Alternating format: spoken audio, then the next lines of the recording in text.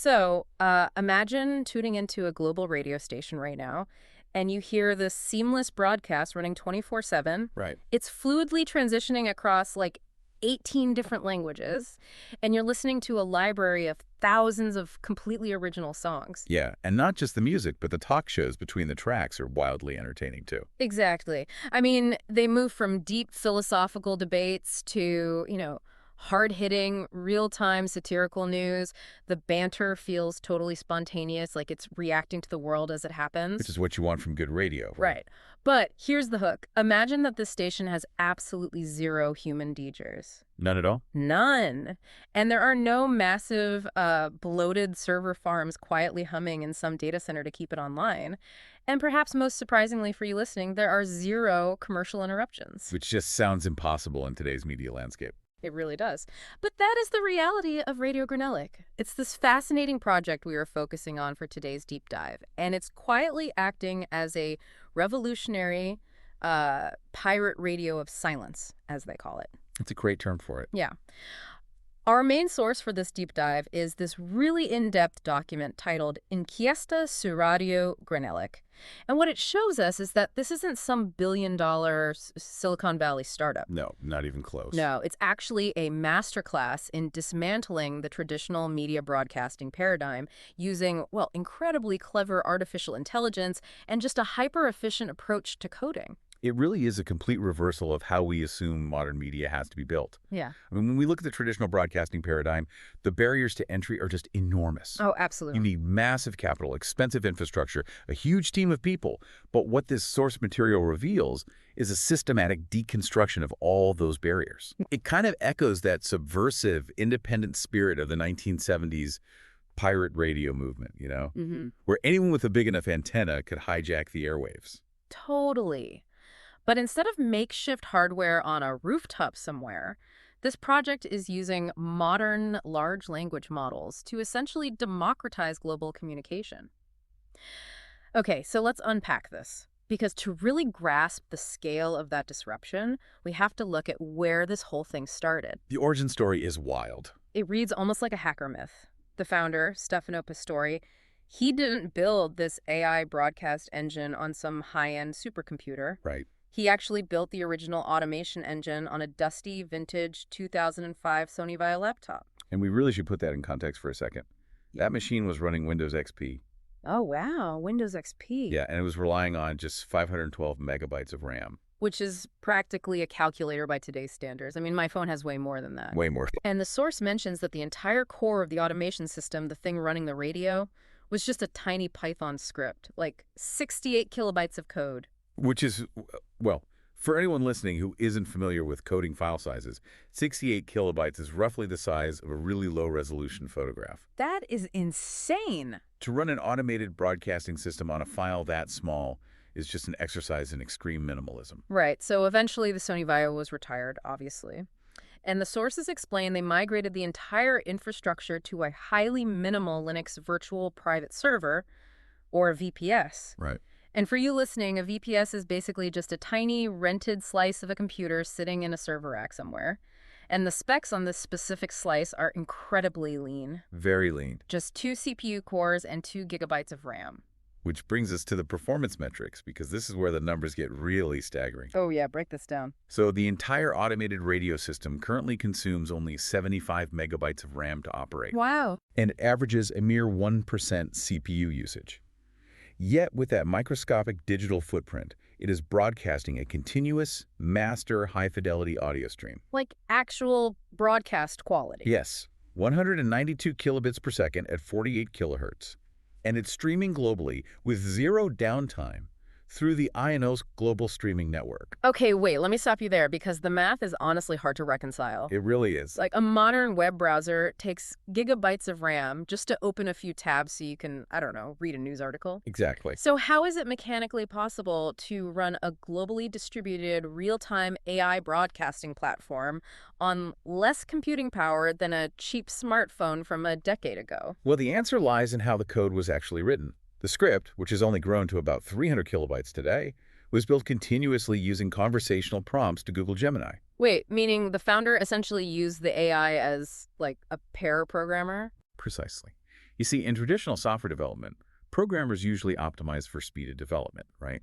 Not necessarily the efficiency of the execution. Okay, that makes sense. So if a developer needs a specific function, say, a way to schedule an audio file, they will usually just import a massive pre-existing library of code that contains that function, just to save time. So it's kind of like buying a massive pre-furnished mansion just because you need a single chair to sit on. Yeah. You get the chair, but you also take on the burden of the entire house, which obviously takes up enormous space. That is a perfect analogy. That process creates what we call software bloat. But by using an advanced language model to write exactly what was needed and literally nothing more, they avoided importing those massive libraries entirely. So they basically 3D printed exactly the one chair they needed, right there in the room. Right there in the room. It is pure distilled instruction. When you strip away redundant libraries and code directly for the specific task at hand, you achieve a level of hardware efficiency that modern commercial software almost never reaches anymore. That is fascinating. And I imagine that structural efficiency naturally bleeds into the economics of the whole operation. Oh, heavily. Because if your server costs practically nothing to run, I mean, it uses barely any power, the entire business model of broadcasting just flips upside down. Yeah, if we connect this to the bigger picture, think about the bloated traditional radio model for a second. Right. To run a global 24/7 station, a network requires expensive server plates. They need dedicated climate-controlled data centers. Tons of AC running constantly. Exactly. Plus, high-cost commercial automation software suites and human IT teams on standby just to keep the system from crashing. Granellìk's ultra-lean setup bypasses every single one of those overhead costs. Which brings us to their ad strategy, or rather, the complete lack of one. Yeah, this is great. Because if you tune into a commercial radio station for the music, you inevitably hit a wall of like 5-minute ad breaks. Usually featuring people shouting about mattress sales or car insurance. Exactly. It's the accepted tax on the listener's attention to keep the station funded. But Granellìk is entirely ad-free. And the sources highlight their official slogan, which I think captures the ethos perfectly. It translates to, "Our sponsors beg us not to name them because they love music without interruptions." I love that. And beyond the humor of it, there is a profound structural shift happening there. What do you mean? Well, when you completely strip away massive infrastructure costs, you entirely remove the pressure for commercial viability. Right, because you don't have to sell the listener's attention to pay a massive server bill. Exactly. You don't have to compromise the listener's experience or the creative output just to keep the lights on. The technology becomes so cheap to operate that the art and the broadcast can exist purely for their own sake. Okay, that makes total sense in theory when we are just talking about server costs. But here's where I push back a little. Sure. I have a hard time accepting that this solves the entire financial puzzle of a radio station, because music isn't free. That's true. Traditional radio networks pay massive continuous royalties to copyright organizations, whether it's SIAE in Italy or Soundreef or SCAP globally. The licensing fees to play high-quality music continuously are just astronomical. They really are. So how does an independent, ad-free station afford to broadcast music 24/7 without just immediately going bankrupt? That is the pivotal question. And the answer is basically the station's secret weapon.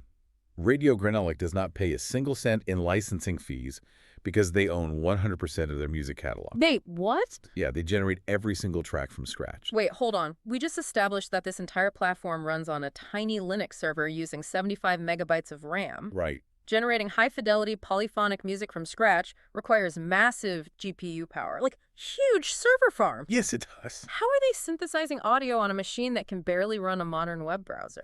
That is where we see the absolute brilliance of their architecture. The heavy computational lifting is not happening on their little server. The Linux VPS is acting more like a highly efficient traffic cop.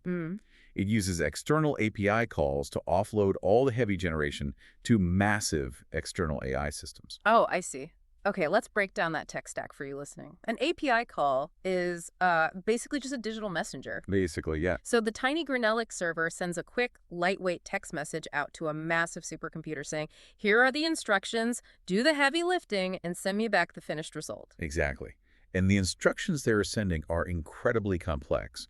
They actually use 2 specialized AI suites to design the music before any audio is even synthesized. Right. The first suite in this pipeline is called LYRA.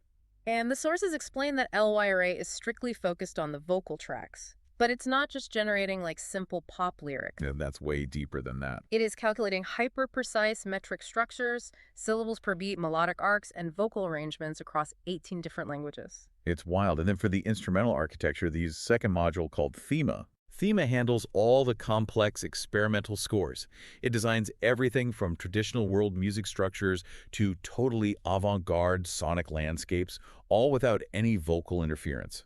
It is managing hundreds of different potential sonic combinations. So just to clarify, neither Lyre nor Thema actually make a single sound themselves. Right, they just do the text. They are essentially the ultimate avant-garde composers, sitting in a room furiously writing the most complex, beautiful sheet music and stage directions. Exactly.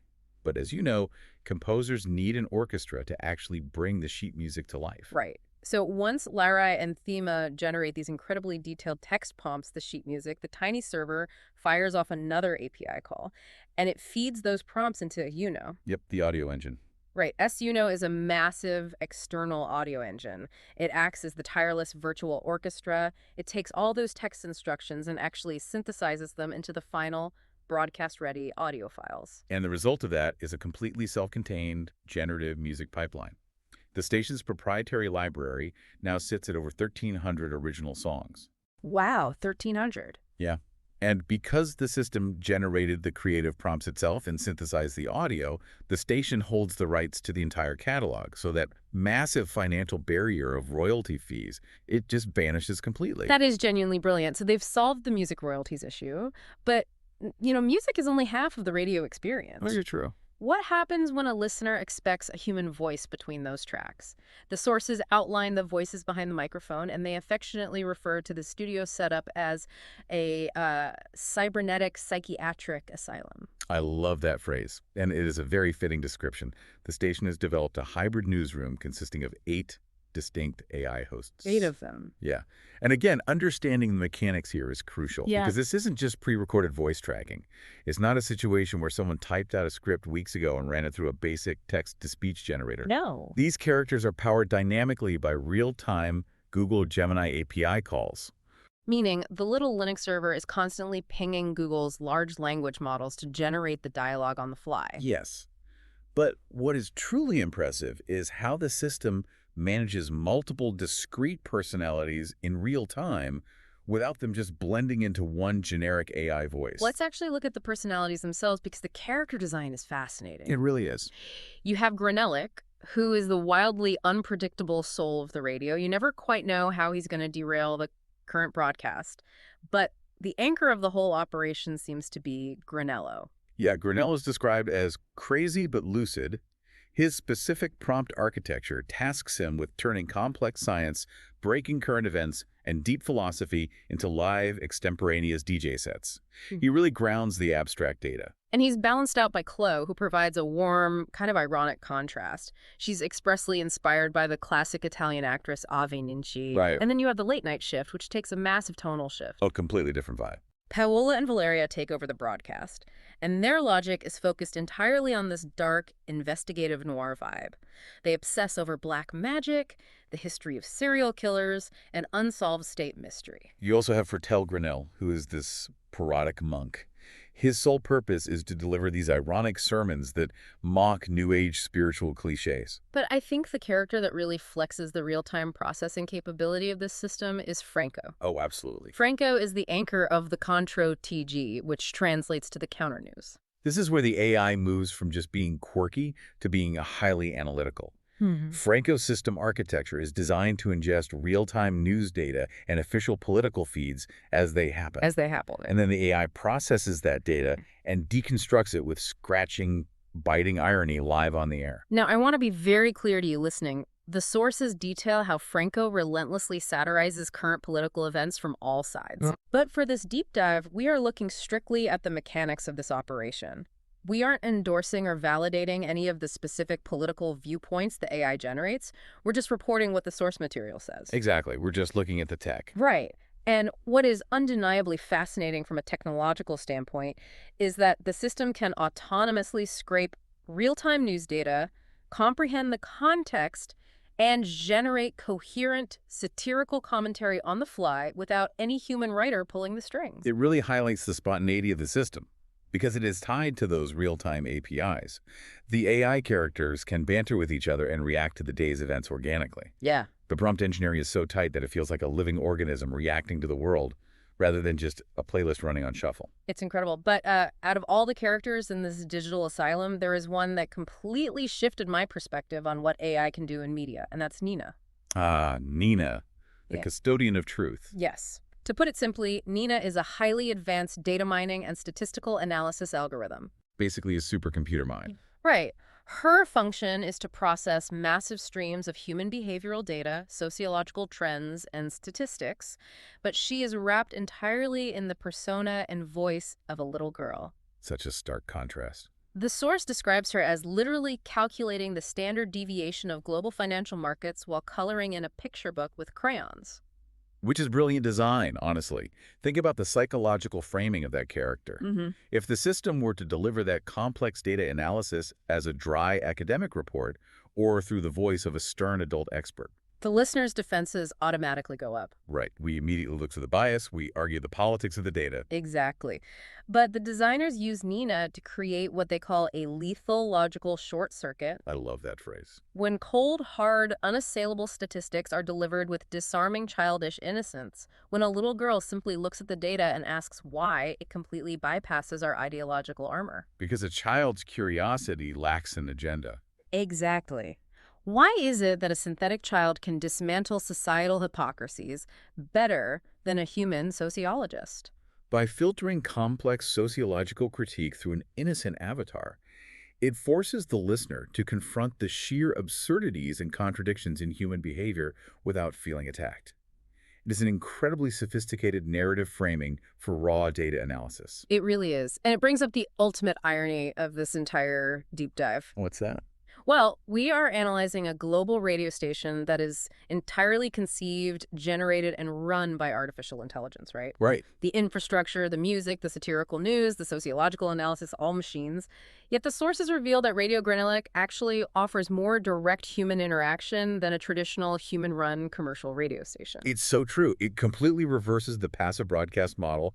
Commercial radio talks at you. Right. But this system is designed to allow the listener to directly inject themselves into the stream. And the mechanics of how they handle that interaction are just incredibly seamless. Yeah, they really thought it through. If you, listening to us right now, wanted your voice on the air, you wouldn't have to call into a switchboard and wait on hold for an hour hoping some producer picks up. No, not at all. Anyone can use their official Telegram bot at Granella MyBot. You simply open the Telegram app on your phone, hit record, and send in a voice memo. You state your name and tell the bot the exact day and time you want your message to be broadcast globally. And once again, that hyper-efficient Linux VPS goes to work. Doing all the heavy lifting. Yep. There isn't a human intern on the other end downloading your audio file, checking it, and dragging it into a broadcasting timeline. Right. The server automatically processes your incoming audio file. It filters the content for basic compliance and audio quality, and then it mathematically slots your human voice memo into the live AI-generated schedule at the exact requested time. And the AI DJs can even be prompted to react to the topic you bring up. It's a true interactive loop. That's a real conversation. Yeah. And for people who become recurring collaborators, they've expanded the ecosystem even further.